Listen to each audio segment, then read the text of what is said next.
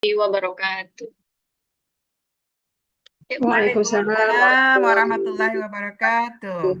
Alhamdulillahirabbil alamin wassalatu wassalamu ala asrofil anbiya'i wal mursalin wa ala alihi washabihi ajmain. Rabbis shrah li sadri wa yassir li amri wahlul 'uqdatam min lisani yafqahu qawli amma ba'du. Alhamdulillah, marilah kita panjatkan kehadiran Allah Subhanahu wa taala yang mana pada malam hari ini kami dari Akhwat DP dakwah priority ya Bu, masih diberi kesempatan bisa hadir pada malam hari ini via Zoom. Dan tidak lupa pula kita masih diberikan keberkahan ibu-ibu malam ini oleh Allah Subhanahu wa taala, yaitu berupa kesehatan ya kan Bu, terus kelapangan waktu juga kita diberikan malam ini, selawat beriring salam. Tidak lupa pula kita junjung kehadiran Nabi kita, yaitu Nabi Muhammad Sallallahu Alaihi Wasallam.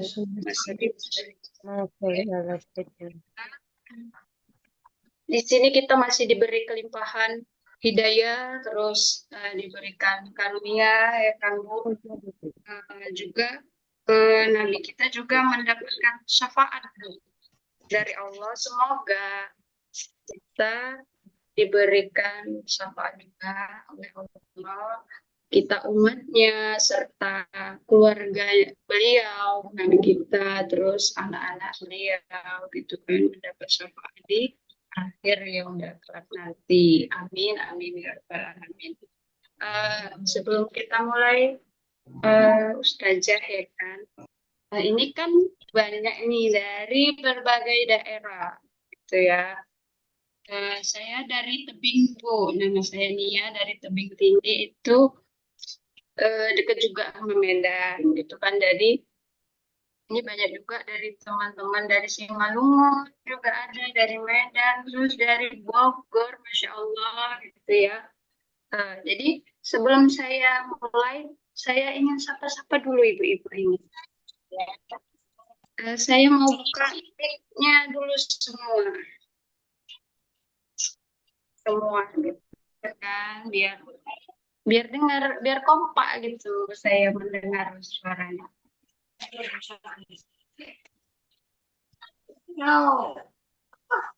Ya, apa kabar malam ini ibu-ibu semua?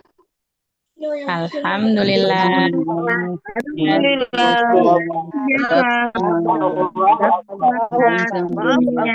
Allahu Akbar. Sekarang ibu-ibu masih semangat ternyata ya kan, di jam sekian, jam 8. Masih ini ya, si semangat. Pada Ustazah sudah bisa kita tampilkan kan? Kita akan masuk ke tema kita malam ini. Masya Allah, Ustazah kami ini memberikan tema yang Masya Allah buat kita, khususnya para ibu-ibu solihah gitu ya kan, yang temanya muslimah yang dirindukan surga. Jadi saya juga seorang muslimah, saya juga seorang istri, saya juga seorang anak. Jadi di sini bagaimana sih yang harus kita persiapkan gitu ya kan di surga nanti gitu kan. Kepada Ustazah, tak lama-lama Ustazah, tafadhol Ustazah. Ya, syukron, jazakillah khair Bu Nia atas waktunya. Saya mulai saja ya. Sebelum saya mulai, mohon ibu-ibu semua bisa dibuka ya videonya agar saya juga bisa melihat wajah-wajah yang mungkin teman-teman yang sengaja saya undang. Karena saya merasa tema ini sangat baik untuk kita bisa jadikan ibro sebagai tuntunan gitu ya, hidup di sistem kapitalis yang serba menyesakkan dada ini gitu ya. Ya, silakan Baik. Ibu yang bisa membuka kameranya, Ya. silakan ya Ibu-ibu. Ya, Assalamualaikum warahmatullahi wabarakatuh. Waalaikumsalam Waalaikumsalam warahmatullahi warahmatullahi wabarakatuh. wabarakatuh. Alhamdulillahirabbil alamin wassalatu wassalamu ala asrafil anbiya'i wal mursalin wa ala alihi washabbihi ajmain. Yang pertama sekali, marilah ibu-ibu semua dimanapun berada, sama-sama kita panjatkan syukur kita kepada Allah yang begitu banyak memberi kita nikmat sehingga kita masih bisa bertemu di malam ini dalam rangka tolabul ilmi, menuntut ilmu, yang mana menuntut ilmu itu adalah kewajiban untuk kita setiap muslim dan muslimah, plus Allah dan malaikat itu menaungi bagi penuntut ilmu atau taman-taman surga. Sholawat besar salam, jangan pernah kita lupa, jangan pernah kita bosan. Ayo sama-sama kita limpahkan kepada junjungan kita Rasulullah Muhammad Sallallahu Alaihi Wasallam. Allahumma sholli wa sallim alaihi, yang mana berkat beliaulah wanita-wanita muslimah-muslimah itu diangkat derajatnya dari keterpurukan, dari kehinaan menjadi muslimah yang bebas menyatakan aspirasi, yang bebas menyuarakan kebenaran, yang bebas menyampaikan indahnya Islam, gitu ya. Baiklah ibu-ibu, mungkin di sini ada ibu-ibu yang sebagai orang tua saya. Mungkin di sini saya belum begitu layak dikatakan ustazah, karena memang saya juga masih belajar, tapi di sini kita adalah sharing ya. Semoga apa yang saya sampaikan nanti menjadi pelajaran, ada pelajaran yang bisa diambil sehingga kita semakin yakin menapaki kehidupan ini adalah tiada lain, tiada bukan hanya semata-mata beribadah kepada Allah. Ya, tema kita kali ini adalah muslimah yang dirindukan surga. Ya, muslimah yang dirindukan surga. Ada hadis ya, hadis nomor 1467 gitu yang bunyinya itu ad-dunya mata wa khairu mata ad-dunya al-mar'atu sholihah. Ya, itu hadis riwayat Muslim yang tidak asing lagi kita dengar, yang sering kita dengar gitu ya, yaitu apa? Dunia adalah perhiasan. Ya, sebaik-baik perhiasan adalah seorang istri yang sholihah gitu ya. Nah, jadi kita membahas tentang apakah termasuk istri solihah itu muslimah yang dirindukan surga. Ya, baik. Nampak slide-nya kan, Bu? Ya. Nah, setiap wanita ingin dicintai dan dirindukan, ya. Apakah dirindukan suami? Apakah dirindukan anak-anak? Apakah dirindukan sahabat? Tetapi memang siapa yang paling layak dirindukan untuk yang namanya surga gitu ya. Ini sudah masuk slide yang berikutnya, Bunda ya. Ini ya. Setiap belum, yang ini yang sebelumnya. Ya, setiap wanita ingin dicintai dan dirindukan itu memang sesuatu yang fitrah. Yang namanya wanita ingin dicintai, dirindukan itu fitrah. Tapi siapa yang layak dirindukan oleh surga gitu ya? Pasti bukanlah manusia atau wanita yang asal-asal, tapi betul-betul muslimah. Muslimah yang mencintai Allah dan Rasul-Nya. Nah, kira-kira ibu-ibu semuanya yang ada di sini, maukah kita termasuk muslimah-muslimah yang dirindukan surga? Mau bang.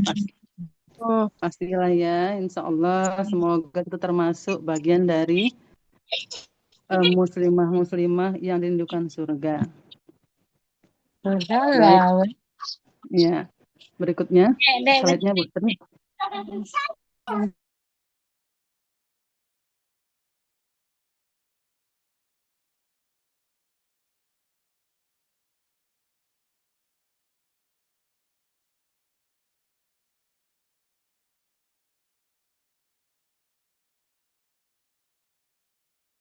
Saya kerja semuanya nggak pernah.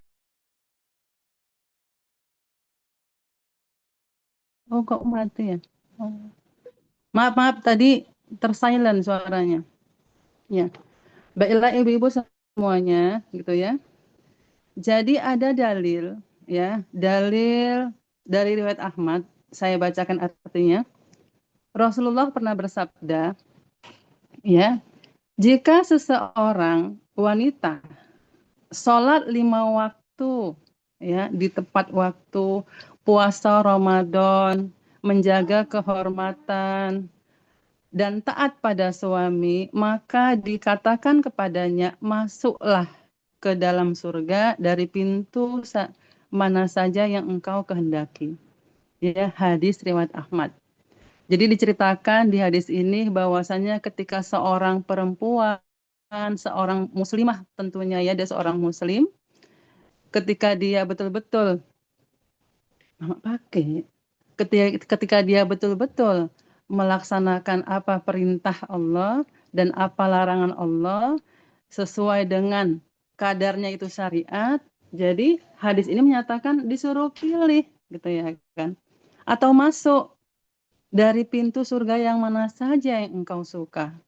Ini kan sesuatu imbalan atau hadiah ya dari Allah ketika memang kita itu berhak atas pintu-pintu ini. Nah, berhak yang bagaimana yang sebetulnya muslimah itu dirindukan surga gitu ya. Nah, ada kriteria di slide berikutnya. Dikatakan di slide berikutnya kriteria wanita penghuni surga. Yang pertama namanya Maryam binti Imran gitu ya. Di sini ada dalilnya di surah Al-Imran ayat 42. Ada yang kedua Asiyah binti Mujahim. Ya, beliau adalah istrinya Firaun. Ada juga Sayyidina Khadijah binti Khuwailid. Ya. Di sini Khadijah adalah istri dari Rasulullah Muhammad SAW. Dan yang keempat adalah Fatimah Az-Zahra binti Rasulullah. Nah, perempuan ini, ibu sekalian, ya, baik di Al-Quran maupun di hadis, banyak dikabarkan, diceritakan bahwa wanita-wanita ini dijamin Allah masuk ke dalam surga. Bahkan dijuluki dengan pemimpin para muslimah di surga. Pemimpin di surga itu pemimpin. Nah, pertanyaannya, apa saja sih yang mereka lakukan sehingga beliau-beliau ini mendapatkan hadiah yang sangat istimewa menjadi pemimpin di surganya Allah? Bagaimana sih keimanan mereka? Bagaimana sih kesabaran mereka? Bagaimana sih ketaatan mereka? Ya, sehingga memang mereka layak atau beliau-beliau ini layak masuk ke dalam surganya Allah. Nah, kita kupas di berikutnya slide tentang sabar. Ya. Ada dalil di Al-Baqarah 103 yang menyatakan A'udzubillahi minasyaitonirrajim. Bismillahirrahmanirrahim. Ya ayyuhalladzina amanu ista'inu bis-sabri was-shalah. Innallaha ma'as-sabirin. Yang artinya, wahai orang-orang yang beriman, mohonlah pertolongan kepada Allah dengan sabar dan sholat. Sesungguhnya Allah beserta orang-orang yang sabar. Ya. Al-Baqarah 103. Ya. Di situ udah Mak siapkan. Nah, Maryam ibu-ibu, ya, ini perlu kita tahu untuk pelajaran untuk kita. Maryam binti Imran itu wanita suci di masanya. Wanita suci di masanya yang dia itu taat kepada Allah. Beribadah di mimbarnya, di tempat sholatnya, gitu ya kan. Tidak pernah berhubungan atau bersentuhan dengan yang namanya laki-laki. Ya kan? Tetapi apa?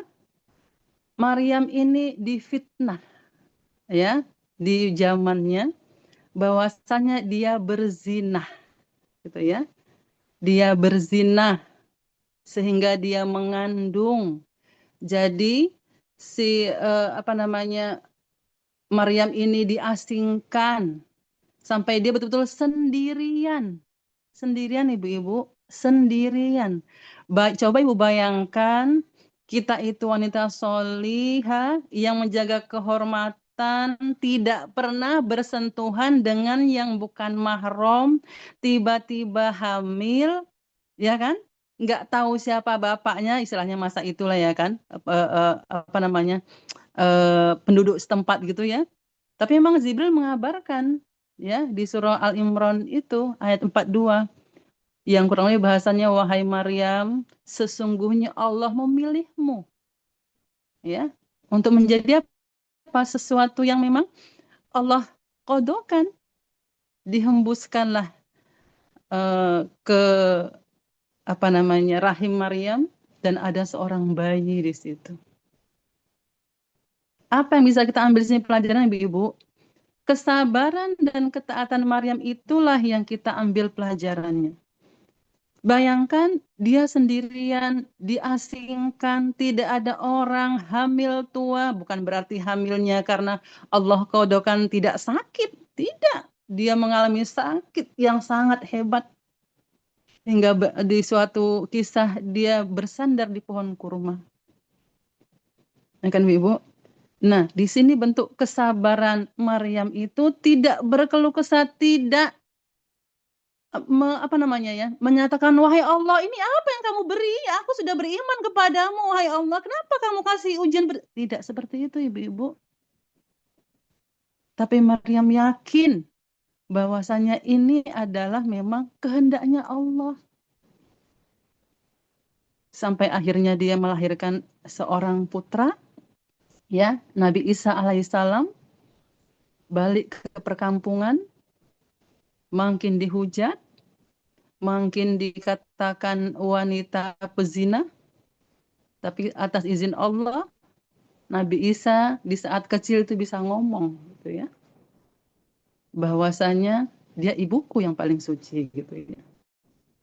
Nah, jadi begitu Ibu. Jadi maksudnya coba kita bayangkan kita hidup di masa itu, yang memang yang saat itu yang namanya hamil tanpa ayah itu bagaimana gitu ya kan. Nah, kalau sekarang mungkin bandingannya beda ya Bu ya.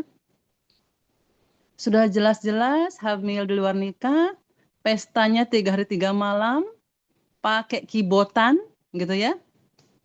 Kibotannya pula yang ada itu, yang ada nenek lampir. Nah, lengkaplah sudah dari awal sampai akhir kemaksiatan yang terjadi. Nauzubillah. Gitu berdoa pula sakinah mawaddah warahmah. Jauh. Tapi ini contoh nyata Ibu. Ibu bisa nanti buka di Al-Quran bagaimana sosok Maryam. Atau bisa beli bukunya yang khusus tentang Maryam. Masya Allah Bu kesabarannya. Jadi kalau di kita itu mungkin belum ada apa-apanya. Nah, itu sekilas tentang Maryam. Yang kedua Asiyah. Asiyah binti Mujahim. Asiyah Bu, ya, istrinya Fir'aun. Istrinya Fir'aun Bu. Jadi Fir'aun itu bukan hanya kejam, tapi dia mengaku sebagai seorang Tuhan. Dia mengaku sebagai Tuhan. Jadi sekelas istrinya Asiyah kalau berjalan menghadap dia, wajib pakai tunduk, pakai lutut. Maksudnya ya itu, ya lututnya itu yang ini berjalan. Jadi nggak pakai kaki, nggak boleh. Benar kan? Coba bayangkan suami kita itu zolim, mempraktekkan dirinya sebagai Tuhan. Gimana lah kira-kira itu? Ya kan Bu? Tetapi si Asia tetap sabar dalam ketaatan kepada Allah hingga ya azalnya gitu Bu. Ya, nanti Asia ini akhirnya yang merawat Nabi Isa ya. Jadi sampai titik darah terakhir itu tidak ada kata-kata bahwasanya aku beralih. Aku mengimanimu wahai suamiku. Enggak. Dia tetap kekeh kepada Allah. Walaupun dalam kisah-kisah kitab yang lain diceritakan, dia itu disiksa, Bu. Diikat di panas matahari, dijemur, disakiti kulitnya, gitu ya. Istrinya Firaun. Sampai di keletihan siksaannya itu, Asia itu berdoa, ya Rob, bangunkanlah untukku sebuah rumah di surga. Itu ada ya Bu ya doanya ya, di surah At-Tahrim ayat 11.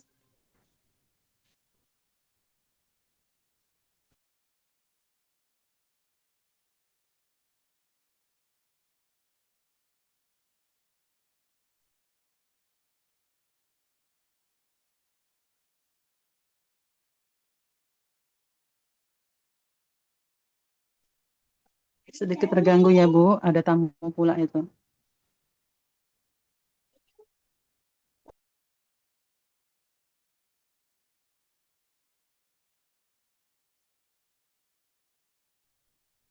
Iya.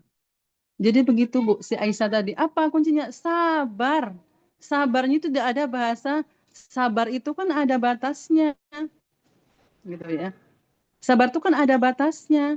Atau misalnya kita ngobrol ke suami, ya kan, suaminya lagi penting nih mungkin di handphone, ya mungkin balas catatan temennya yang urgent, atau lagi nelpon agak lama tapi memang urgent, tapi kita udah nggak sabar nih, seolah-olah nggak diperhatikan, seolah tidak didengarkan, sampai akhirnya buat status di sosmed sampai tahu sejagat raya seolah-olah dia yang paling menderita.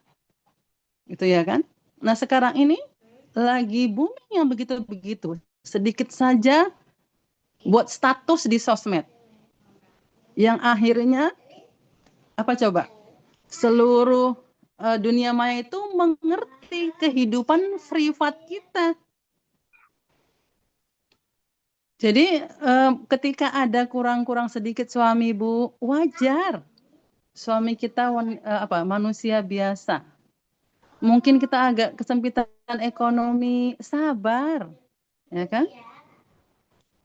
Mungkin sampai enggak ini kan Bu, sampai enggak misalnya kita mengikatkan batu di perut kita gitu ya, karena sudah lapar sampai 5 hari enggak makan kan, kayaknya enggak sampai begitulah kita hari ini.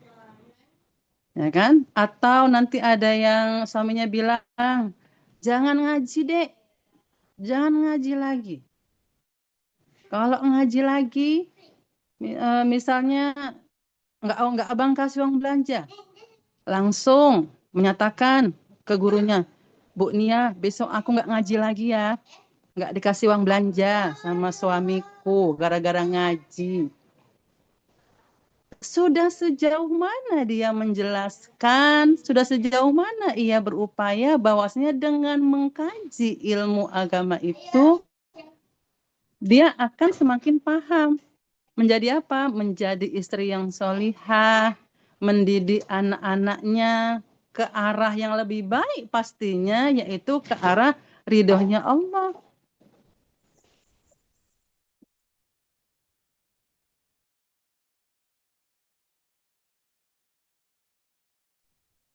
Jadi gitu ya Bu, jadi ketika ada benturan dari mertua, dari suami, dari anak, sabar Bu, sabar. Tidak ada bahasa sabar itu ada batasnya, enggak ada. Sabar itu tak berbatas seperti lautan tuh Bu, enggak nampak di mana ujungnya. Seharusnya ketika kita bercita-cita ini tadi, muslimah yang dirindukan surga. Ya kan? Jadi jangan masih sedikit saya sudah menyerah gitu ya kan. Ya harus serius bersungguh-sungguh gitu. Ingin tahu sholat yang khusyuk, ada ilmunya. Berarti apa? Menuntut ilmu tentang sholat. Ingin tahu bacaan sholat, maksudnya bacaan tahsinnya bagus, ada ilmunya. Berarti bersungguh-sungguh belajar tahsin. Ingin tahu apa saja yang Allah larang. yang boleh, yang nggak boleh, apapun akad-akad batil yang dilarang agama, ya berarti mesti belajar lagi. Sabar dalam menuntut ilmu, sabar dalam menghadapi ujian, sabar karena Allah mengatakan innallaha ma'as sabirin. Jadi sampai akhir hayatnya ya Aisyah itu wafat gitu ya atas kekejaman suaminya sendiri. Gitu ya. Nah, ini berikutnya siapa? Sayyidina Khadijah, Ibu-ibu. Ini juga salah satu tokoh ibunya kaum muslimin yang wajib kita tauladani. Jadi Khadijah ini ibu-ibu semuanya yang hadir di sini adalah seorang yang tadinya kaya raya, dermawan, menjaga kesucian dan dihormati kaumnya, bahkan dimuliakan oleh kaumnya. Ya, Khadijah binti Khuwailid. Nah, ketika menikah dengan Rasul, gitu ya, dialah wanita atau muslimah pertama yang meyakini, yang mengimani bahwa Rasul itu seorang nabi. Nah, bukan berarti setelah menikah dengan seorang nabi, kehidupannya lebih baik, kehidupannya lebih bahagia. Enggak, Bu. Kebalikannya, Bu. Kebalikannya. Bayangkan, kaya raya, sampai banyak itu ontanya. Apalagi mulia di kaumnya, dimuliakan, saking dia kaya dan dermawan. Menjaga kesuciannya. Ya kan? Jadi betul-betul memang Allah pilihkanlah Sayyidina Khadijah itu untuk Rasulullah, pasangan yang pas. Ya, begitu Rasul diangkat menjadi nabi, Masya Allah, subhanallah, bertubi-tubilah hujan itu datang menghampiri Sayyidina Khadijah. Sampailah tahun ke-10 kenabian ibu-ibu, ya. Kurang lebih tahun ke-10 atau ke-8 gitu ya. Itu orang-orang Quraisy, kafir Quraisy itu memboikot, diasingkan.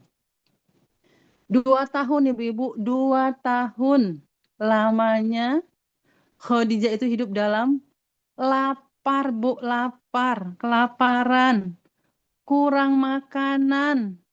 Yang tadinya cantik sampai apa namanya?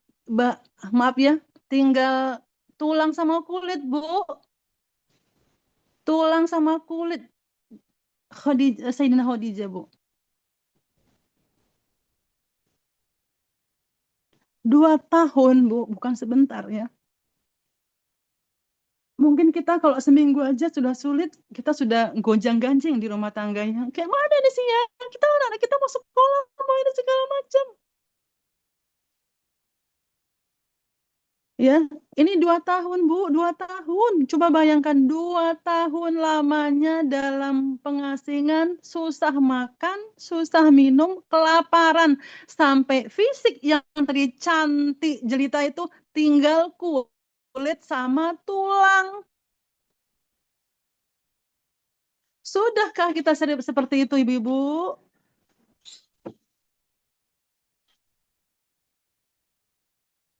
Tapi begitupun beliau masih tetap sabar dan penuh kasih kepada suaminya. Rasulullah jalan, Bu, bermil-mil. Beliau itu untuk hanya mencari dedaunan segar untuk bisa dimakan supaya untuk mengganjal lapar. Bukan jalan bermil-mil itu kita jualan, jual bakso, jual apa lagi? Jual mie rebus. Enggak, Bu, hanya untuk cari daun segar supaya mengganjar rasa lapar yang ada di itu istri Rasul, Bu, yang tadinya kaya raya. Jadi sabarnya beliau itu luar biasa, patut kita contoh, Bu. Ya. Jadi pernah pada suatu malam, menjelang malam gitu ya, golek-goleklah Rasul dengan istrinya Khadijah. Bangun Rasulullah, dipandanginya lah istrinya itu. Ya Allah, wahai Khadijah, sebetulnya aku malu kali melihatmu. Di kitab lain diceritakan begitu. Lalu Khadijah duduk. Kenapa engkau malu, wahai Rasulullah? Disampaikan oleh Rasul. Dulu engkau wanita yang kaya raya, yang mulia, dimuliakan kaummu, yang cantik. Tapi sekarang lihatlah tubuhmu, wahai Khadijah. Sesungguhnya aku sangat malu, kata Rasulullah. Apa coba jawabannya, Bu? Kalau kira-kira kita ditanya gitu, kira-kira jawabannya apa, Bu? Orang nggak mau lebih rajin lagi, lebih giat lagi misalnya. Atau apalah bahasanya gitu ya. Enggak, Bu. Apa coba kata Khadijah? Wahai Rasulullah, sesungguhnya ketika aku bersedia menjadi istrimu, aku siap dengan segala konsekuensi yang engkau hadapi, aku juga akan terima. Jadi jangan pernah merasa malu, wahai Rasulullah. Coba, Bu. Ya, Insya Allah ya. Kecintaan beliau itu betul-betul cinta karena Allah. Karena memang Rasulullah itu adalah Nabi yang kaya raya sampai habis hartanya, Bu. Kalau kali-kali matematika kita, kali-kali kita di sistem ini, pasti bodoh kali gitu loh, Bu. Bodoh kali itu ya, janda kaya mau dinikahi sama laki-laki yang miskin misalnya gitu. Hanya karena agamanya misalnya, bisa begitu kan, Bu? Nggak usah kan lah jauh. Mungkin kita seorang ibu saat ini yang masih mempunyai pemikiran kapitalis, datanglah mungkin ada seorang yang solih yang pas-pasan hidupnya meminang anaknya. Apa kerjamu gitu ya kan? Apa hartamu? Bisa jadi itu terjadi kan, Bu? Padahal sesungguhnya ketika ada laki-laki soleh untuk meminang perempuan, maka itu kebaikan. Karena soleh itu adalah modal besar gitu ya untuk selanjutnya. Bukan harta, Bu, bukan. Seberapa banyak yang berharta banyak tapi semuanya akhirnya bencana. Ya kan, Bu? Nah, jadi begitulah Khadijah tadi ya, Bu ya. Betul-betul membersamai Rasulullah sampai akhir hayatnya. Jadi di pengasihan itu, Bu, bajunya udah koyak-koyak, berjahit-jahit. Ya, betul-betul sudah memprihatinkan lah kalau kita bilang yang tadinya wanita cantik, mulia, kaya raya. Berarti seberapa besar lah itu kesabarannya, Bu? Seluas apa kesabarannya itu coba? Ya kan, Bu?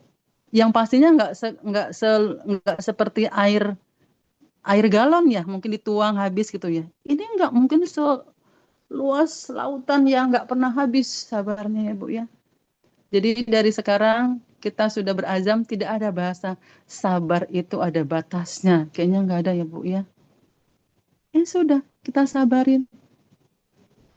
Susah-susah dikit wajar kita di dunia. Lapar dikit wajar di dunia, Bu. Sabar.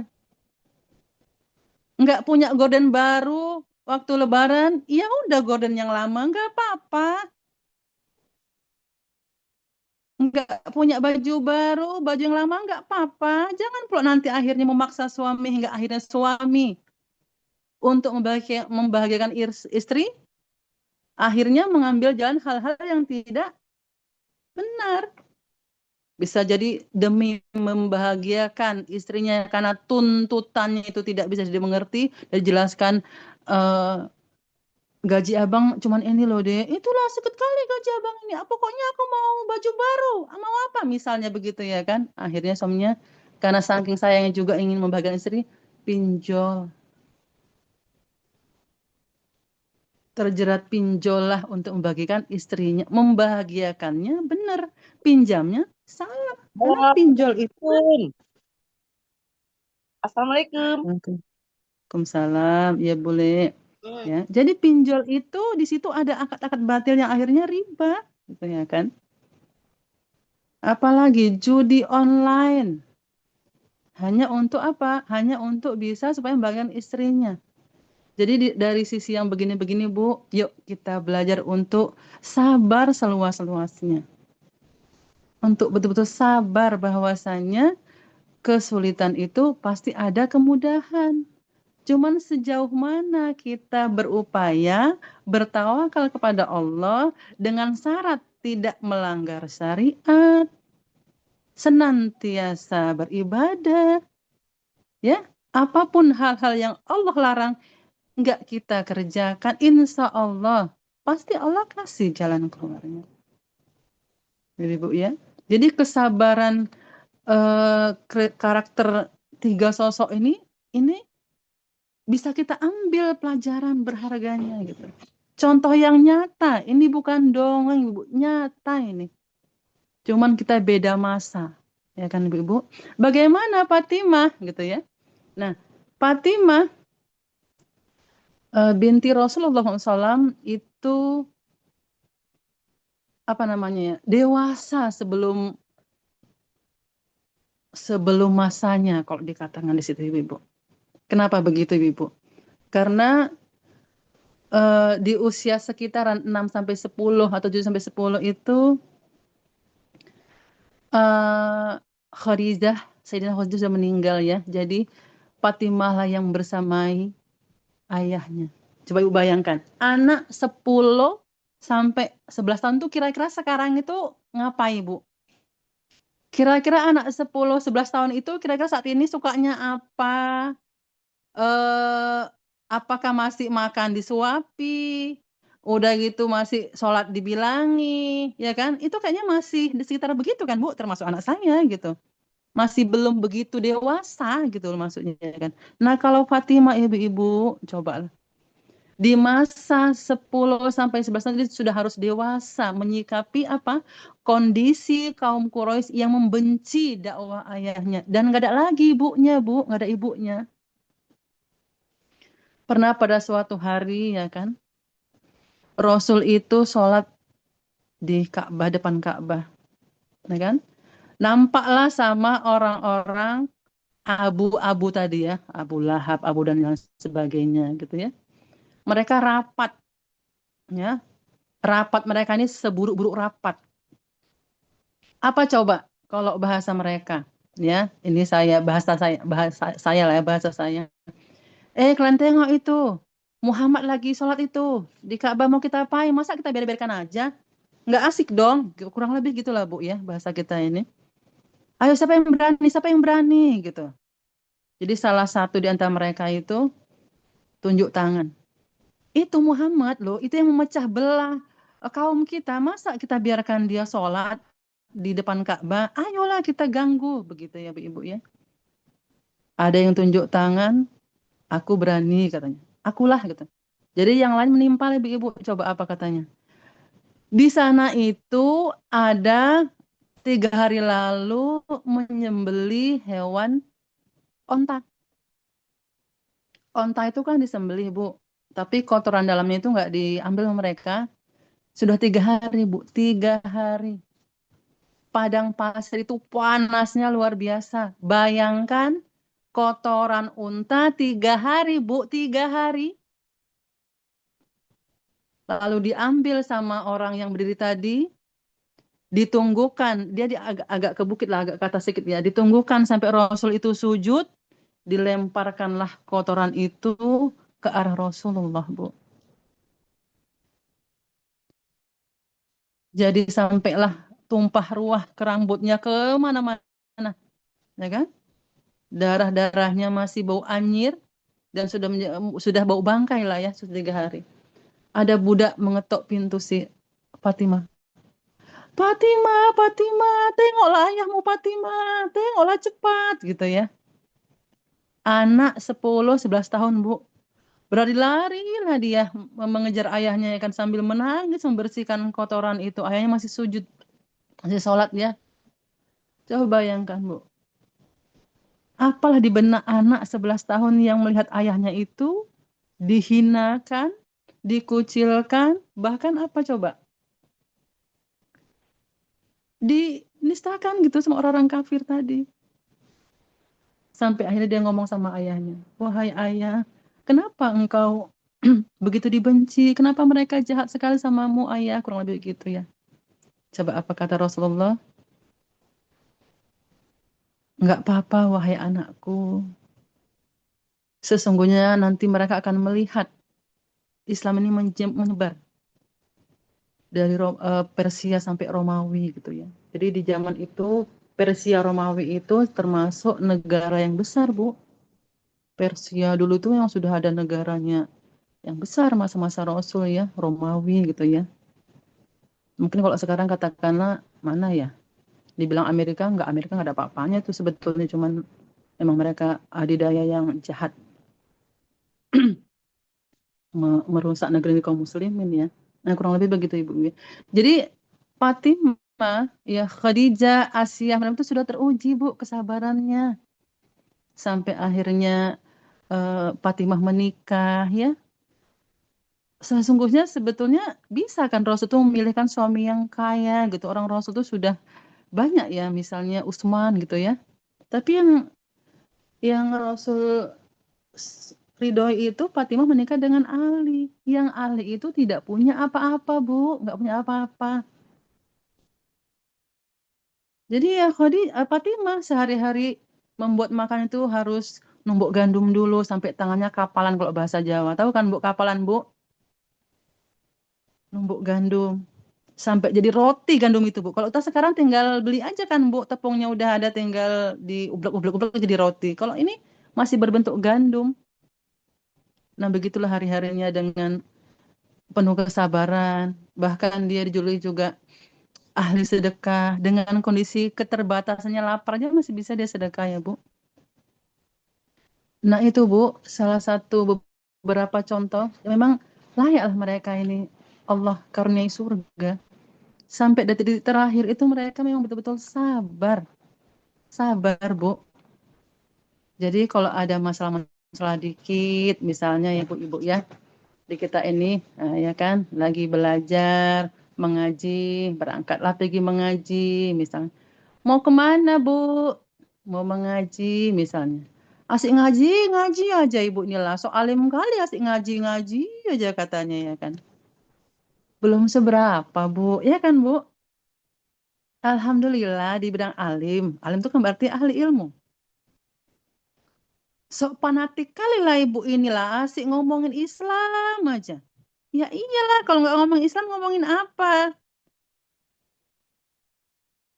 Karena emang sekarang ini solusi problem tuntas yang banyaknya masalah-masalah besar di negeri kita ini Bu. Hanya Islam Bu solusinya. Islam secara kafah tapi ya. Jadi untuk kita meyakini Islam secara kafah, sementara kita nggak yakin akidah, orang kita belum belajar akidah, belum belajar apa itu Al-Ulatul Kubro, belum belajar bagaimana Allah itu harus, bagaimana hukum Allah itu harus terapkan gitu ya. Langsung enggak lah, enggak zamannya Islam itu, enggak begitu seharusnya kan. Makanya sebetulnya kalau misalnya kita ngomong Islam kafah Bu, ditolak, kita senyumin aja, sabar. Karena dia nggak ngerti apa yang sudah kita ngerti. Karena dia nggak belajar apa yang sudah kita pelajari. Kalau kita yang malah emosian, ya berarti kita nggak menyerap ilmu yang kita kaji. Sabar Bu, paling dimesemin ya kan.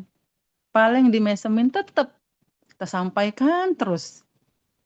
Ya kan, jangan pernah bosan. Yang ini nggak mau, yang itu. Yang ini nggak mau, yang itu. Terus sampai umat ini paham apa itu Islam secara kafah. Ya Bu ya, mana tahu ya, nanti ada yang gara-gara nggak dicakepin, malah milih nggak ngaji. Nggak gitu ya Bu solusinya. Sabar. Setuju Bu? Ini Betul. diam-diam ini pada tidur atau khusyuk Setuju, ini ya? Ustazah. Setuju saja. Takutnya tidur ini, nggak kan ya? Hmm. Ya. Setuju. Lanjut ya. Nah, tadi yang pertama sabar ya. Yang kedua taat. Nah, ini ya slide yang berikutnya. Nah, taat ya. Saya bacakan saja artinya biar nggak lama kali. Ini di surah Al-Ahzab ayat 35. Apa dikatakan di situ? Ya, artinya Allah bilang, sesungguhnya seorang muslim dan muslimat, berarti laki-laki perempuan, mukmin mukminat, laki-laki dan perempuan yang taat, laki-laki perempuan yang benar, laki-laki dan perempuan penyabar, laki-laki perempuan yang khusyuk, laki-laki dan perempuan yang bersedekah, laki-laki dan perempuan yang berpuasa, laki-laki dan perempuan yang memelihara kemaluannya, laki-laki dan perempuan yang banyak menyebut nama Allah. Untuk mereka Allah menyiapkan ampunan dan pahala yang besar, kata Allah, Bu. Ini janji Allah, Bu. Kalau sudah dikatakan pahala yang besar, apalagi kalau enggak surga. Jadi memang ini sudah Allah janjikan bagi ini tadi, wanita, laki-laki yang ini tadi. Yang khusyuk dalam sholatnya, menjaga kemaluannya. Menjaga kemaluan itu bukan berarti terus berzina, tapi itu tadi kan, menjaga jangan sampai kita itu punya rasa sama yang bukan mahram. Bahkan menyukai suaminya orang lain. Padahal di rumah ada suami. Misalnya, na'udzubillah menjalik ya Bu ya. Jadi emang betul-betul dijaga ini. Ini yang bagi muslimah atau muslim yang kayak gini, Allah kasih ampunan.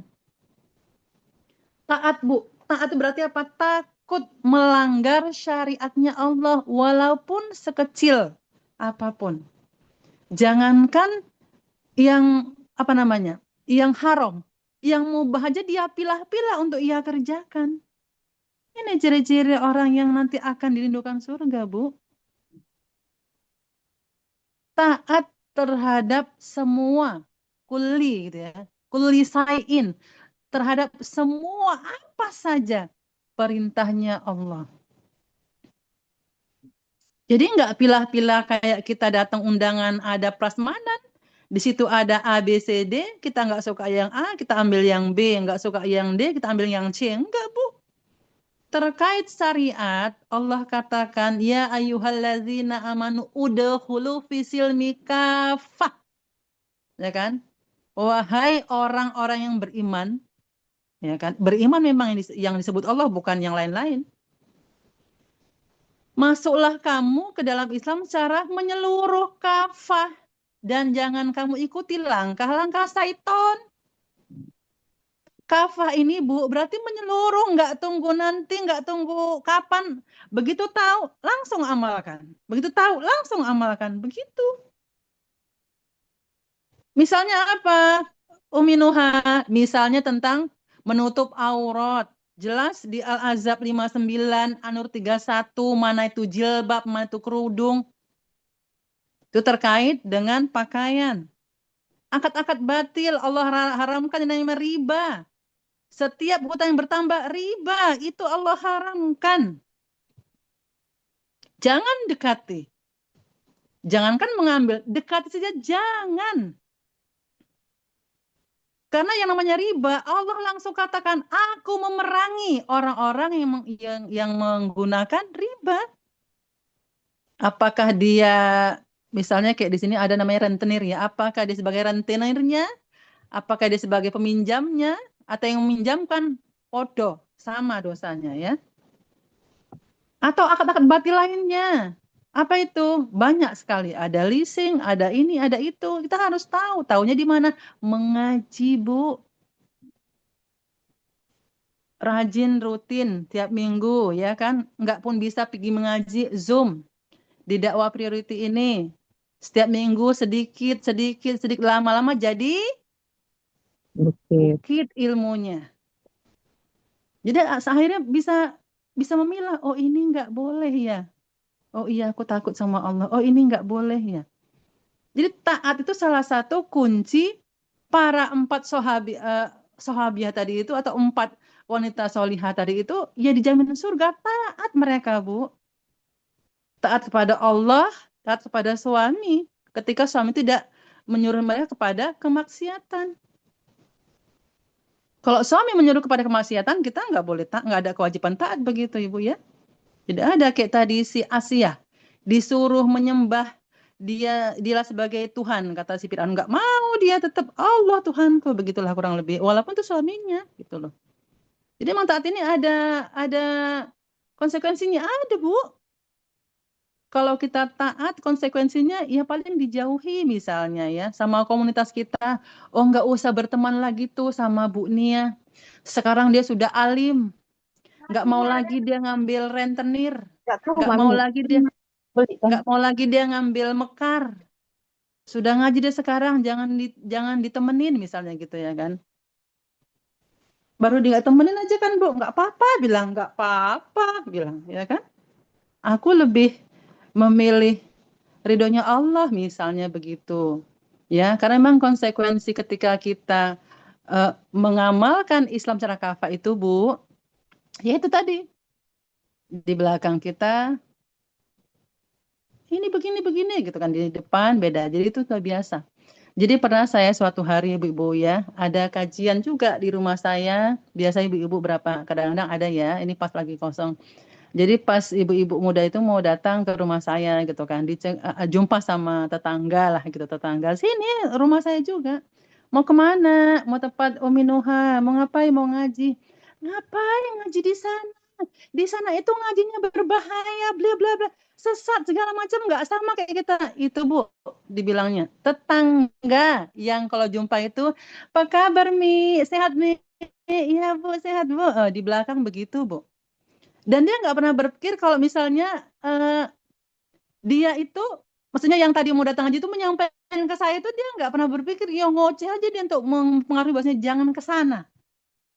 Coba lah ya kan Bu, gitu. Padahal kita ini tidak ada loh. Maksudnya sesuatu yang apa ya, yang aneh gitu loh. Apa kita menyembah pohon kan enggak?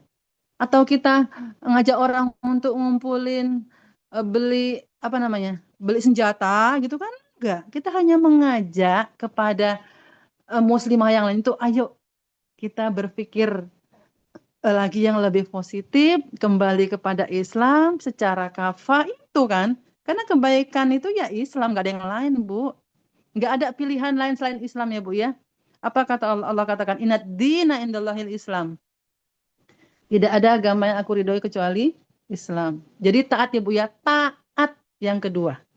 Yang pertama sabar, ya nggak berbatas seperti lautan tadi. Yang kedua taat apapun kondisinya, mau dalam kondisi keramaian atau sendirian, taatlah kepada Allah. Ketika Allah katakan jangan, ya jangan. Ketika Allah kan boleh, ya silahkan. Kan bukan berarti semua nggak boleh. Nanti ada yang komen gini, jangan ngaji sama Umi Nuha. Nanti kan semua-semua nggak boleh katanya. Padahal yang ngomong bukan Umi Nuha, yang ngomong Allah. Emangnya apa yang nggak boleh? Yang nggak boleh paling riba nggak boleh ya Bu. Nggak boleh buka aurat ya Bu.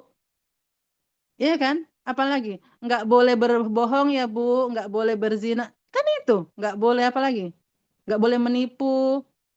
Enggaknya banyak kali. Nggak bolehnya baru 5. Kok ngomong semua nggak boleh.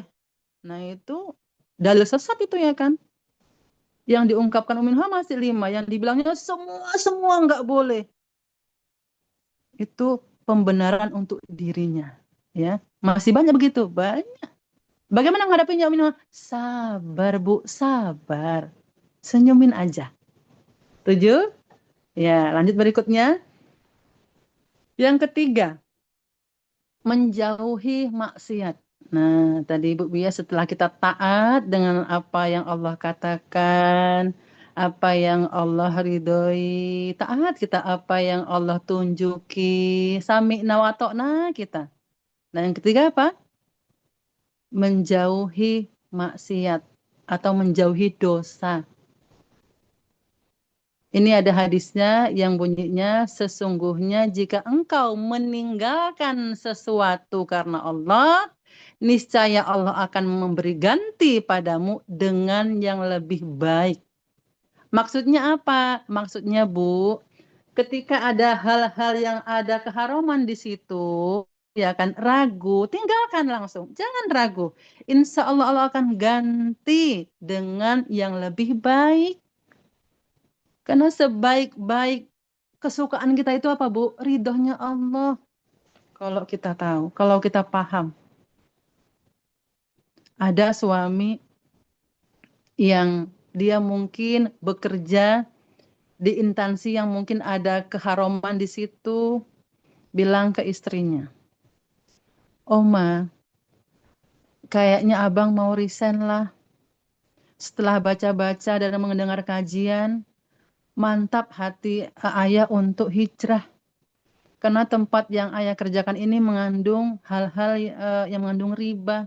Jadi nggak maulah menafkahi mama dan anak-anak dengan sesuatu yang riba. Kira-kira jawabannya gimana, Bu? Apakah ada dua jawaban? Yang pertama, Masya Allah suamiku, aku mendukungmu. Yuk bismillah. Apapun itu ketika memang ridho Allah yang kita utamakan, aku siap mendampingimu. Atau, ya nanti kita kayak mana ini, mana anaknya? Dari mana uangnya? Untuk sekolah, untuk bayar listrik, untuk ini, untuk itu. Belum lagi cicilan misalnya ya kan. Nah, kira-kira kita tipe yang mana ini? Ya kan? Nah, harus tahu menyikapinya. Dengan apa? Dengan ilmu lagi balik. Apalagi sudah Allah janjikan di hadis riwayat Ahmad ini. Akan diganti yang lebih baik ketika kamu itu yakin bahasanya Allah itu maha kaya. Yang maha-maha itu hanya milik Allah. Maha kaya, maha kasih sayang, maha mencintai, maha mengabulkan, maha mendengar. Itu Allah, Bu, bukan yang lain. Bukan instansi sono, bukan instansi sini, bukan. Allah. Jadi mana tahu kita mengalami hal yang begitu, yuk kita dukung suami kita. Walaupun di perjalanan terseok-seok. Iya wajar, namanya juga dunia. Tapi dengan terseok-seoknya itu, mudah-mudahan terluruhkan dosa-dosa kita yang terdahulu. Allah ganti dengan yang lebih bersih. Cuman kadang-kadang kita kurang sabar. Iya enggak? Nah, berarti harus diperluas lagi sabarnya. Ya kan, Bu? Jadi banyak kemaksiatan. Misalnya begini ya, Bu ya. Ekonomi lagi sulit. Anak SPP-nya udah nunggak 2 bulan. Tiba-tiba, Bu, teman lama nge-WA. Apa kabar, Bu? Bu Nana. Oh, baik. Doni misalnya ya kan. Posisinya dengar-dengar si Pak Doni sudah duda, Bu. Dan posisinya itu lagi jadi manajer perusahaan yang lagi hot-hotnya. Kira-kira, Bu, ini gonjang-ganjing nggak nih, Bu? Apa kuncinya supaya tidak gonjang-ganjing, Bu? Ini bisa. Ini, Bu, ketika tujuan kita duniawi, ini bisa selesai ini rumah tangganya kalau begini. Ujian ini namanya. Dihadapkan kepada pilihan yang itu berat gitu menurut kita. Tapi kalau kita memilih bahwasanya Allah itu maha, insya Allah kita lulus ya, Bu ya. Ya kan, seberapa banyak orang-orang di luar sana yang gara-gara katanya apa itu kalau ketemu tamatan SMA itu apa namanya? Reunian ketemu kawan-kawan SMA dulu, ternyata dari situ jadilah cinta lama bersemi kembali, ya kan? Suasananya nggak islami, melanggar syariat, lanjut akhirnya terjadilah perselingkuhan, na'udzubillah, summa na'udzubillah. Jadi perlu ibu-ibu ketahui ya, sistem yang ada ini sekarang rata-rata itu apa namanya? Mendorong orang-orang nggak taat, untuk nggak taat syariat, difasilitasi supaya orang tuh berbuat maksiat itu, Bu. Jadi memang kita harus betul-betul memegang simpul agama kita tuh sekuat-kuatnya. Kuat ya, Bu ya. Dipegang simpul itu, agama itu. Dipegang akidah itu. Jadi ada angin puting beliung kayak manapun kita tetap kokoh. Dengan apa? Dengan rajin datang kajian, berkumpul sama orang-orang yang sama sefrekuensi, ya kan? Searah tujuannya, bukan dunia saja tapi dunia akhirat misalnya gitu ya kan, akhiratnya ketinggalan. Jadi nggak dunia aja, udah ada pun misalnya tas warna merah, warna hitam, warna kuning, warna putih, semuanya misalnya, sementara masih ada keperluan lain misalnya, dan itu sedihnya apa, pinjol pula ya kan. Nah ini salah pilih kalau begini, Bu ya. Jadi bijaklah menyikapi kehidupan di tengah-tengah sistem yang menyuruh kita untuk tidak taat syariat. Ya. Nah, itu karakter tadi ya. Menjauhi maksiat. Yang keempat, nah ini sudah mau selesai kok Bu, nggak lama-lama lagi. Nah, yang keempat apa ini Bu? Nah, ini nggak kalah pentingnya. Ada di surah Asyura ya, ayat 8 sama 89 tuh ya, 8-nya lupa itu. Apa yang pertama? Yaitu pada hari ketika tidak lagi berguna harta dan anak-anak. Dan kita ambil yang 89 ya. Kecuali orang-orang yang menghadap Allah dengan hati yang bersih. Nah, jadi yang keempat itu Bu, cobalah kita bersihkan hati ya. Semua yang kita lakukan semata-mata hanya karena Allah. Taat kepada suami bukan semata-mata karena suami, tapi karena perintahnya Allah, ya kan? Taat kepada syariat bukan semata-mata disuruh oleh guru, tapi semata-mata karena Allah. Apalagi menjadi seorang ibu yang berusaha sebaik mungkin untuk anak-anaknya, bukan untuk mendapatkan labelisasi ibu yang berhasil, bukan, tapi semata-mata karena Allah.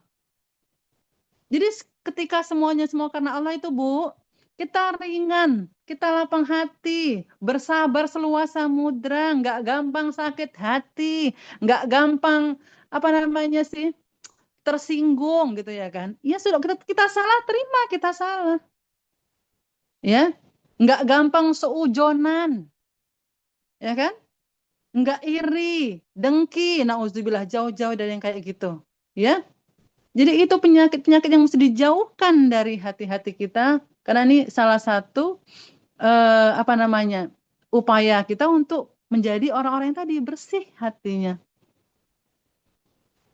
Apapun yang orang katakan sudah biarkan saja, kan nggak seperti si Maryam tadi kita fitnahannya kan. Kalau itu jelas ya Maryam itu ya tidak ada ayahnya misal begitu kan, itu perempuan pezina. Maksudnya bisa aja orang gitu karena memang tidak ada ayahnya misal gitu kan. Tapi kan memang Allah kodakan dia wanita suci ya. Bagi Allah itu sesuatu yang mungkin sekali, yang gampang. Jadi betul-betul kita upayakan ketika ada yang gasak-gusuk, kita luruskan, ya kan? Kita ademin, bukan malah misalnya ada yang, kayaknya kan si ibu itu begini-begini. Oh iya, di mana? Langsung jadi kompor panas meledak jadinya ya kan? Enggak, jadi ketika ada yang misal sedikit sudah kita luruskan, jangan diperpanjang, ya kan? Terutama ini ya hati ini melihat saudara, mungkin kita posisinya lagi baru hijrah ya kan Bu, yang tadinya kita punya apa-apa sekarang apapun nggak punya, melihatlah saudara kita juga baru hijrah tapi kok kayaknya dia cepat pulihnya, rezekinya lancar, langsung sakit hati kita padahal sama-sama hijrah kan kok dia maksudnya iri gitu. Jangan Bu, jangan jauhi itu Bu. Itu penyakit yang bisa membuat kita makin sakit. Ini bersih-bersih ya Allah, Allah itu maha gitu ya kan. Pelan-pelan kita bersihkan hati-hati dari penyakit hati, apakah iri, dengki, ya, dan yang lain-lainnya itu. Karena itu salah satu penyakit yang payah obatnya, Bu. Jadi kalau kita berlapang dada, misalnya musyrifahnya ngomong, besok ini ya, bedah kafah, siap. Siapa nama kafahnya yang disebar? Si A, si B, si C. Belum sempat musyrifah, minggu depan ya. Ya dibilang aja. Jangan nanti musyrifnya taunya nyuruh aja, dia nyetak kapannya, nah, gitu enggak gitu ya kan?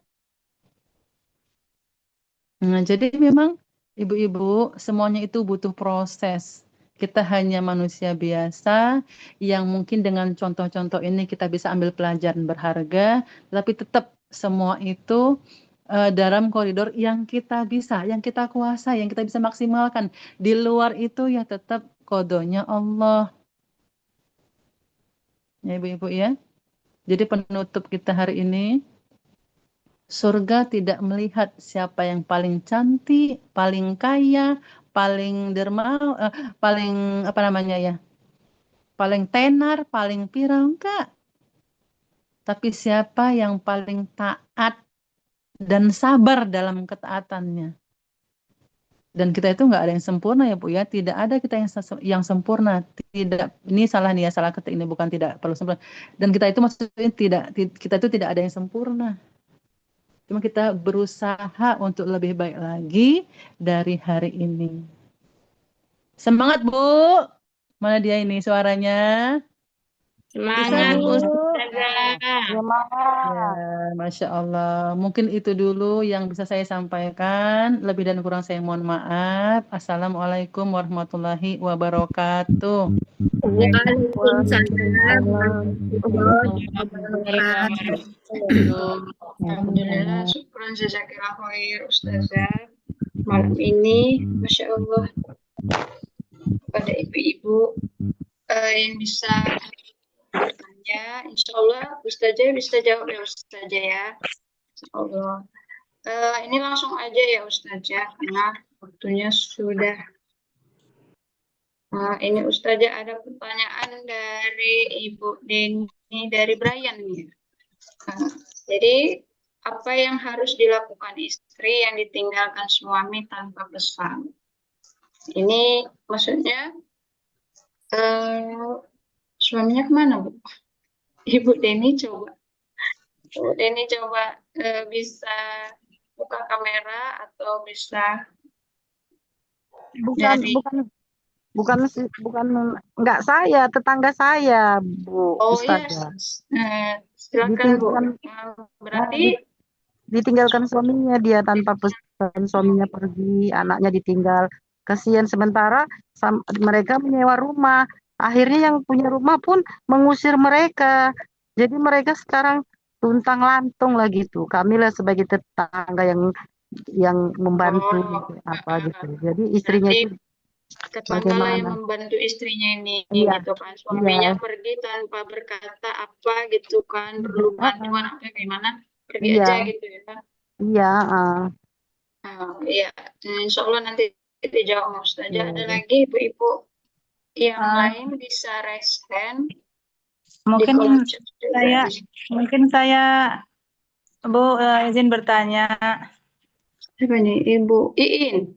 Iya, Bu. Silakan Bu Iin. Iya, sebagai anak ya, Bu. Kita juga seorang ibu, seorang anak. Bagaimana jika menghadapi orang tua yang pemahamannya belum seperti kita yang sudah di sini gitu loh, Ibu. Jadi ada apa ya? Ada masalah yang orang tua saya anggap benar, tapi setelah kita di sini, setelah saya di sini kan banyak hal-hal yang sudah dipelajari, mana yang haram, mana yang ini terlalu ya. Bertentangan lah ya. Iya, karena istilahnya gini Bu, bertentangan dari pola pikir mereka yang menganggap itu tadi bukan dari orang lain, tetapi dari orang tua saya yang menganggap mengaji ini gimana ya, kayak terlalu ini gitu. Terlalu keras gitu. Terlalu keras. Memang saya berpikir mungkin karena mereka belum paham, jadi saya pun tadi kalau menjelaskannya terlalu ini, nanti mungkin orang tua saya belum bisa. Saya yang saya tanyakan bagaimana saya menghadapi orang tua saya gitu, Ibu. Ya. Syukron Bu Iin. Insya Allah Ya, akan dijawab oleh Ustazah. Ya Ustazah, ibu-ibu ada lagi. Biar di kantong sama Ustazah ini. Udah 2 pertanyaan. Ya, Ibu Eni. Bu Eni, silakan Bu Eni. Ya, baik. Assalamualaikum warahmatullahi wabarakatuh. Waalaikumsalam warahmatullahi wabarakatuh. Baik, ibu-ibu semuanya, selamat malam. Untuk Ustazah, saya ingin tanya, ini saya dari Biren di Aceh.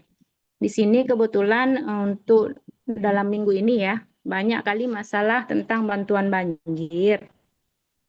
Jadi kan, untuk per desanya itu setiap yang mengenai ataupun menjadi bencana korban banjir itu nggak merata gitu bantuannya. Dan saat ini setiap desa itu mengalami keributan yang sangat lumayan dahsyatnya, heboh gitu. Bahkan ibu-ibu juga ambil andil gitu. Sampai-sampai kantor kepala desa, kantor kecil kalau di sini dibilang, itu sampai pada demo ibu-ibunya gitu kan. Sedih dengerinnya gitu, kok bisa sampai segitunya kita dipecah belah karena bantuan dana banjir ini nggak merata gitu. Apalagi saya sendiri juga merasakan banjir, tapi memang dampaknya itu lebih kepada orang-orang yang parah gitu banjirnya dalam rumah gitu. Sampai kadang lumpur masih ada gitu. Tapi bantuan itu nggak merata. Sedangkan pemikiran orang di sini berbeda-beda ya, apalagi yang belum ngaji kayak seperti kita ini gitu kan. Gimana sih cara supaya kasih semangat saudara-saudara kita di sini yang belum kuat untuk bisa menerima bahwa mereka itu ya harus sabar dan taat gitu untuk siap menerima bahwa kita mungkin ini nggak rezeki kita gitu kan. Itu Ya, gimana Ustazah untuk ya. meyakinkan saudara-saudara kita di sini gitu. Terima kasih Ya. Ustazah. Assalamualaikum. Waalaikumsalam. Ya, nanti insya Allah akan dijawab oleh Ustazah. Ini pertanyaan sudah ya Bu. Nah, ini juga ada di kolom chat Ustazah. Ya, saya baca aja ya Ustazah. Ustazah kantongin pertanyaannya ya Ustazah ya. Assalamualaikum Ustazah, izin bertanya Ustazah. Kalau beli barang pakai paylater boleh nggak? Soalnya ada diskon 10% kalau pakai paylater. Dan bunga persen untuk limit 3 bulan. Sementara kalau cash nggak ada potongan. Jadi ambil cash atau paylater ya Umi. Nah, ini ibu-ibu yang suka diskon-diskon. Ya, Ustazah, bisa Ya, dari kolom chat tadi ya Ustazah yang ditinggalkan suaminya tanpa pesan. Ya, ya, Ustazah, apa dulu Ustazah? ya. Terima kasih pertanyaannya ya tadi dari Ibu yang di Brayan ya, itu titipan maksudnya melihat tetangganya. Memang ibu-ibu ya, sebelumnya juga kita harus melihat secara komprehensif, maksudnya menyeluruh ya. Ketika ada hal-hal, kita nggak bisa langsung iya, tetapi secara menyeluruh dulu. Dalam hal ini, ibu ya, apakah si suami dan istri tadinya betul-betul tidak terjadi cekcok misalnya, itu yang pertama. Yang kedua, setelah terjadi cekcok, apakah tidak ada orang ketiga, misalnya keluarga suami, keluarga istri yang bisa, maksudnya menangani keluarga ini gitu ya? Apakah memang diam-diam saja gitu? Nah, kalau sudah diupayakan beberapa hal ini gitu ya kan dijumpai dulu keluarga sana, keluarga sini didudukkan balik. Nah, kalau itu belum berarti itu perlu dilakukan, Bu, gitu ya kan. Enggak juga sendiri-sendiri begitu karena kan punya keluarga. Gitu kan. Baik ya. Nah, seandainya ini ya betul-betul sudah ditinggalkan begitu saja ya berarti tanggung jawab itu jatuh kepada kalau ada anaknya ya kan abangnya atau adiknya gitu ya kan untuk bisa membantu keluarga ini. Nah, sekarang yang apa namanya? Yang beratnya itu tadi ya, kondisi yang seperti yang saya bilang tadi ya, kondisi di sistem yang rusak ini gitu ya. Ketika tidak ada lagi misalnya pilar umat Islam yang bisa bangkit itu yang pertama ketakwaan individu. Jadi sekarang ini ketakwaan individu itu nyaris sirna ibu-ibu. Jadi ketakwaan individu nyaris nggak ada. Apa itu? Ya takwa secara individu gitu. Ya kan? Ketakwaan individu nyaris sirna. Kecuali bagi orang-orang hanya sedikit gitu. Yang mengupayakan bahwasanya dia masih merasa diawasi oleh Allah. Baik laki-laki maupun perempuan gitu ya. Jadi udahlah ketakwaan individunya nggak ada atau minim. Kontrol masyarakatnya juga nggak ada, ya kan? Masyarakat sekarang ini kan istilahnya keindividualis.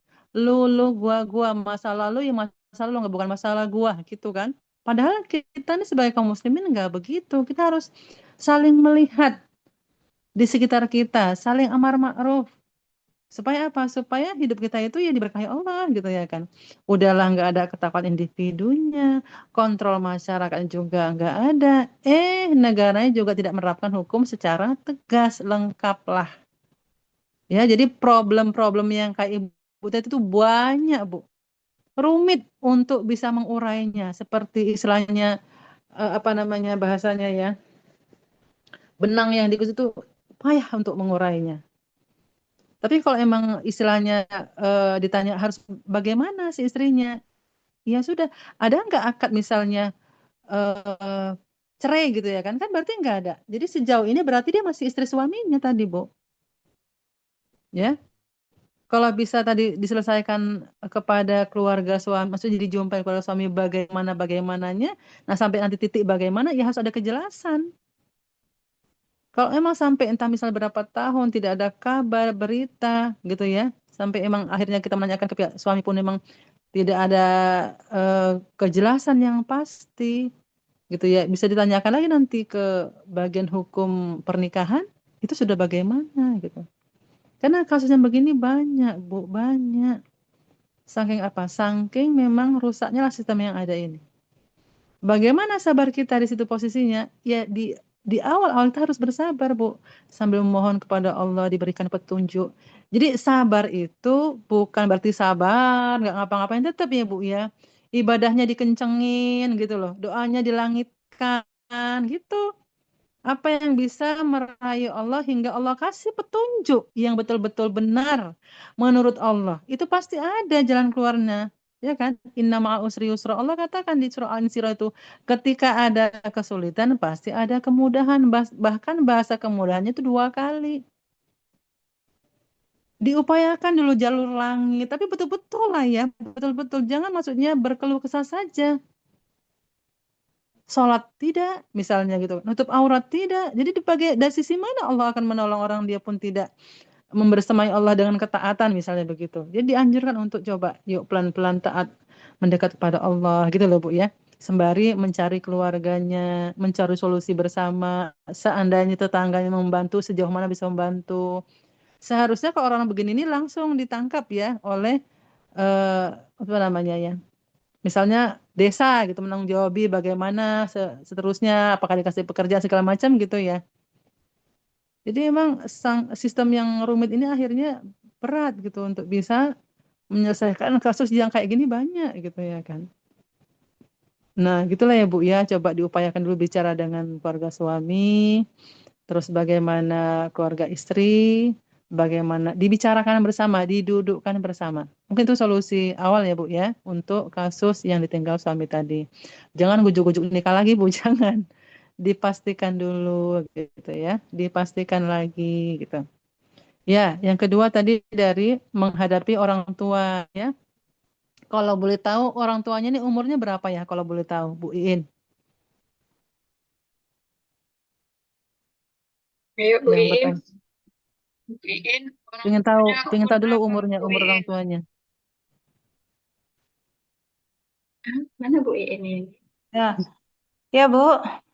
Bu Iin, usia orang tuanya berapa? Kalau ayah sekitar usianya 70, kalau mama di bawah ayah lah, dan 5 tahun gitu. Oh, 67 gitu, ayah, mama. oh iya, Udah iya, tua iya, iya, ternyata iya, Ustazah. ya. Baik ya, ini juga bisa maksudnya ini juga bisa mempengaruhi ya. Jadi untuk Bu Iin, saran saya nggak usah pala banyak berdebat ya Bu ya. Ya sudah, maksudnya ketika orang ngomong gitu dengarkan saja. Maksudnya nggak usah kita debat, nggak usah jelaskan panjang lebar. Dari sisi usia sudah berat untuk menerima yang ruwet-ruwet gitu. Pokoknya yang kita mesti kencengin perhatian, kasih sayang, nggak ada sedikit bagi sedikit. Itu aja Bu Iin. Jadi nggak usah ngomong mama ini aku sekarang udah ngaji loh, mak hijrah ini yang kapan ya? Jangan begitu. Jadi cukup dipenuhi kantong-kantong apa nah kasih sayangnya saja. Ngomong kau tuh ngajak Pak, ya nggak usah dilawan, udah biarkan aja Bu gitu ya kan. Maksudnya kita lebih kepada kita semakin biru walidain kepada orang tua, menunjukkan dengan kita mengaji, kita makin perhatian, kita makin eh, berkasih sayang, kita makin apa namanya betul-betul memperhatikan makannya, minumnya apapun itu mau direpetin nggak seberapa Bu Iin dibandingkan yang tadi itu kan, misalnya kayak Asia sama suaminya Firaun tuh yang disiksa. Jadi berarti banyakin sabar gitu ya kan. Kalau udah namanya orang tua ini saya nggak sanggup ngomong sabar saja Bu. karena saya juga ngurus orang tua ya sampai meninggal ya gitu. Jadi kalau sakit hati biasa, kalau pengen nangis nangis aja di kamar, nangis ya kan, dah udah kira-kira lega, udah nggak usah apa namanya, jangan ada rasa dendam atau kecewa nggak usah. Jadi ya kalau memang sedih wajar namanya manusia biasa. Tapi itu tadi ya sabar tadi lebih utama. Ada batasnya? Nggak ada batasnya kalau untuk orang tua gitu ya Bu In ya. Jadi di sini mungkin salah satu nanti pintu surganya Bu Iin gitu. Jadi semangat ya Bu Iin, semangat gitu ya. Allah, terima Ya, kasih Ustazah. Mungkin ya alhamdulillah ya, ya tercerah. baru semangat ya Bu. Nggak usah pala dijelaskan panjang lebar. Penuhi aja rasa kasih sayangnya ya. Nah, yang ketiga Bu Eni yang di Aceh ya. Jauh nih di Aceh nih ha. Tentang bantuan banjir ya. Karena memang kita kan sudah tahu ya Ibu semuanya ya terkait dengan bencana yang di Aceh kemarin. Termasuk Labiren gitu ya kena banjir bandang. Dan sampai saat ini pun sebetulnya kalau yang di Tamiang itu belum selesai juga, masih ini kondisinya memprihatinkan ya. Nah, terkait bantuan inilah memang mesti ada kebijakan gitu ya. Apa kebijakan yang komprehensif plus pencatatan yang rinci seharusnya ya. Sebetulnya kalau banyak orang itu kan bisa dicatat gitu ya, bisa rinci pencatatannya, nggak dipersulit sampai akhirnya merata. Sebetulnya itu bisa kalau dikerjakan dengan sungguh-sungguh ya. Tapi Allahu alam ya, bagaimanalah kondisi lapangan terkait bantuan ini akhirnya sampai ribut gitu ya terkait dengan mana yang nggak dapat, mana yang dapat gitu ya.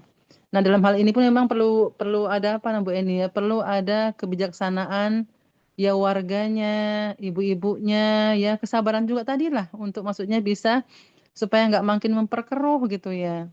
Nah, kalau dijelaskan, kalau emang intinya gini, kalau tentang ini, tentang lapar ini kan ini ya, emosi apa namanya ya, cepat naik emosi ya. Makanya emang betul-betul dibutuhkan orang-orang yang betul-betul bisa ini malah menyelesaikan gitu ya.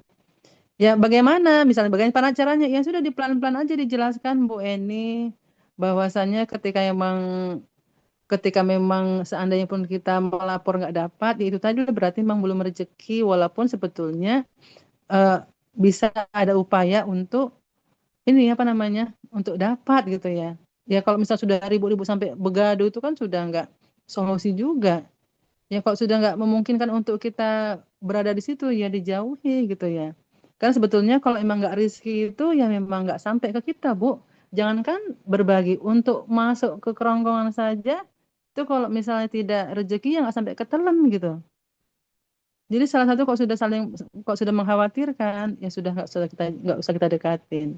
Lain hari nanti sudah mulai tenang kita bilang lagi. Upayanya begitu ya. Karena memang kondisi pembagian ini masih belum ngerti juga kita gimana gitu ya. Ya kami doakanlah semua semoga Aceh cepat pulih kembali gitu ya. Ya salah satunya harus ada banyak kesabaran lah Bu Eni. Ya. Kalau sudah memang rezekinya Allah itu kita berupaya. Kalau memang kodonya Allah itu kita sudah berupaya dan memang belum juga ya berarti memang belum rezeki. Tapi intinya berusahanya gitu sampai emang menyampaikan kepada siapa yang berwenang ya. Jangan juga berdiam diri. Siapa yang berwenang disampaikan lagi, diulangi lagi, didatangin lagi. Harus memang ada upaya lah.